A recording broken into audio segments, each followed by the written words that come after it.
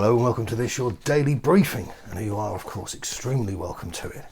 I just got to get this off my chest because it's driving me up the wall. This super chat nonsense, keep it away from me. I've got an allergy to it. I just jumped onto somebody's StreamYard thing.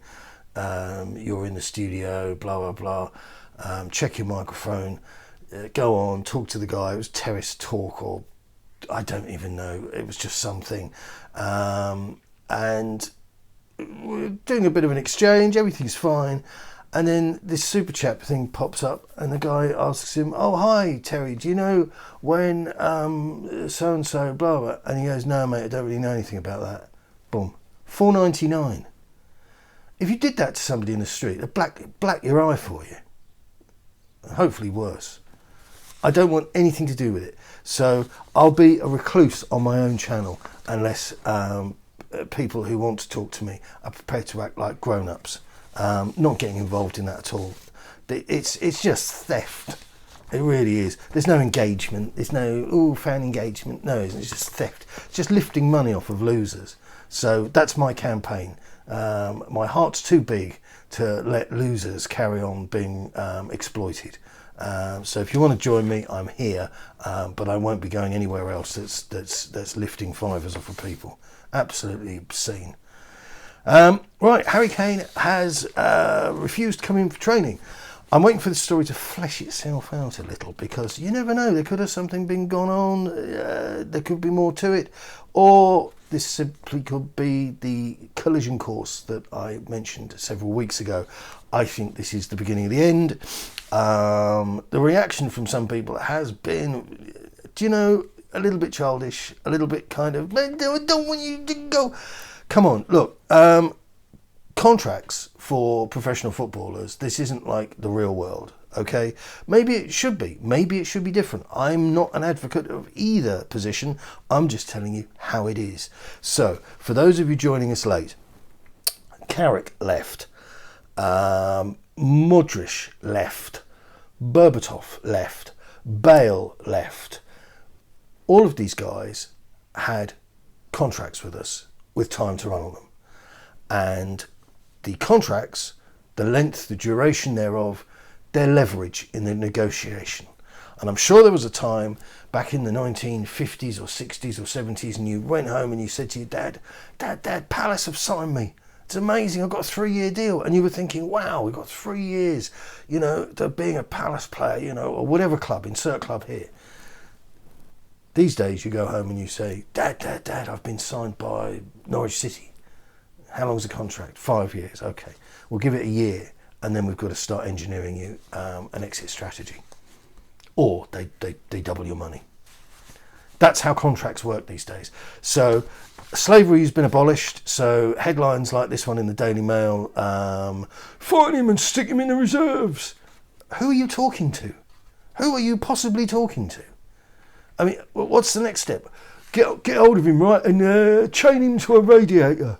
This is nonsense. You're just shouting words. There is no common sense. There's nothing. You've abandoned all hope, and you're just shouting. Harry Kane fails to report for training despite Nuno Espirito Santo defiantly claiming his talisman is going nowhere. Well, this is me live telling you that I'm defiantly claiming that I can fly. No engine, no wheels, no nothing. I'm just going to flap my arms a bit, and I'm telling you now in the most defiant terms imaginable that I can fly. Okay?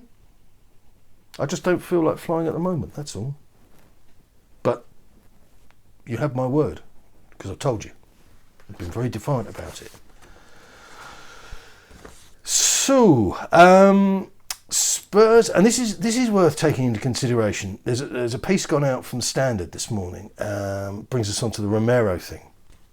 And there's been a lot of sort of cackling, "Oh, it isn't Mr. Levy's fault, Well, if it isn't Mr. Levy's fault, then why are the numbers changed? Now, bear in mind, these guys are being fed by the club, okay? So this is the Standard in the UK.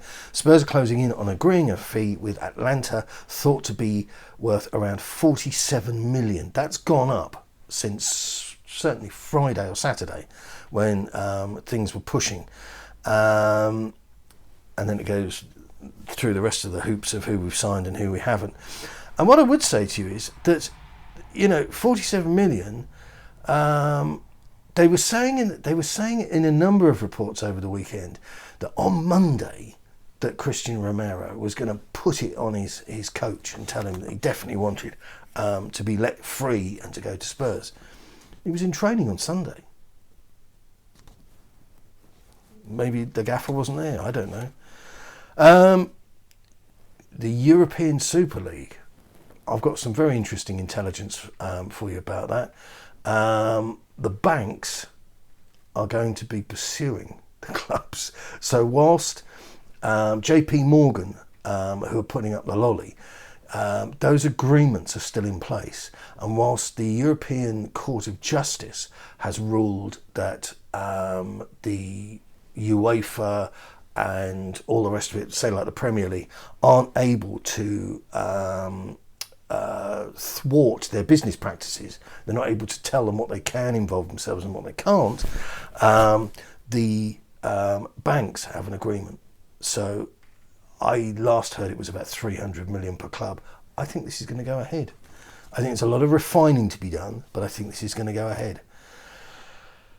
Speaking of all things European, I warned you it was going to be bottom drawer stuff, and Aberdeen have come to light as one of the 8 clubs Tottenham could face in the Europa Conference League. I mean, that would have been great back in the 70s or something, but no. And here we have, of course, the token disinformation nugget, courtesy of Alistair Gold. Good news on Romero amid the Kane saga. Understand Spurs will only dig in their heels further. I can't see how any standoff would help him. With Grealish set to go for 100 million, that shows how high Kane's price would have to be, and City won't go up there. Well, let's get a couple of things straight. First of all, I would ideally like to see Harry Kane remain at Tottenham. That's hopefully a given. But all of this other stuff is childish in the extreme.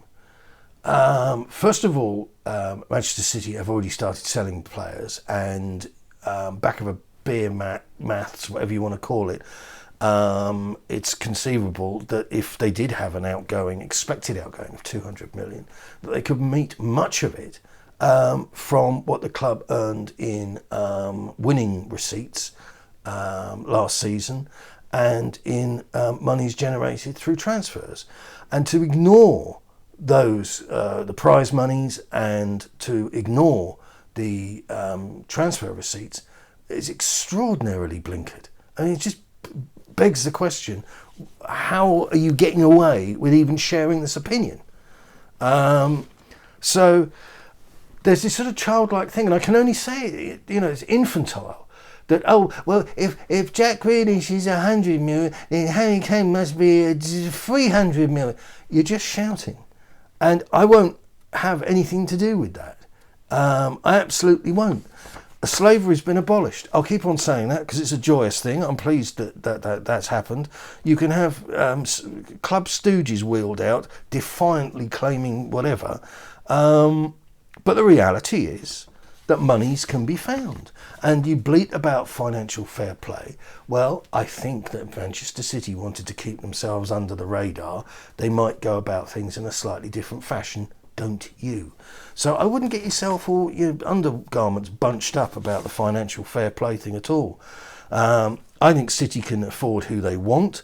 I think because they win, they have a greater breadth of resources than other clubs. And then you have clubs like Tottenham who don't win anything, who just sort of proliferate in this sort of Deloitte bubble. But in the real world, we can't finish a deal for under 50 million euro. And this is all down to the scheduling. It's all down to the scheduling. That's why we've had to up the money, because we've had to up the money that goes in the front end of the deal. That's the way all these deals are organised. And there was a piece here which isn't even worth mentioning, but I will anyway because it adds to the flavour of the stew. Liam Corliss, his exclusive for the Manchester Evening News is that Kane will not be financially viable if Grealish joins. Absolute piffle. And what would also be helpful is if the Manchester Evening News got a City reporter to write about City affairs. And if you check Liam's bio, he predominantly deals with Manchester United. I'm not saying he doesn't know. I'm just saying it adds to the authenticity of the whole operation. So there you go. I expect this Kane business to escalate, and I'm pleased to see it happen. Kane has been shortchanged by Levy. Jam tomorrow, jam tomorrow, jam tomorrow. There's no jam. There's no jam at all. And sniping and taking it out on the player isn't the way forward, because you can't start whining about football contracts, especially when Daniel Levy, of all the Premier League chairmen, has such considerable form in selling his best players and capitulating and failing to reinvest the money that he's obtained in the green stuff side of the business. So I'm not talking about going back into the club, which is capital assets, which doesn't advance us at all, because having a bar the length of a railway platform, I can't remember the last time that really influenced us, succession planning for like Moussa Dembele leaving or anything like that. Okay, so let's call it for what it is. They're diverting the money that the club generates into their own ends, into their own investment side of things. And that's where we are. So, sorry if I'm a little bit sharp and picky with you today, but I can't be done with this pocket picking of taking fivers off of people who should know better. Let's help them be better people. Good luck. Keep it Tottenham.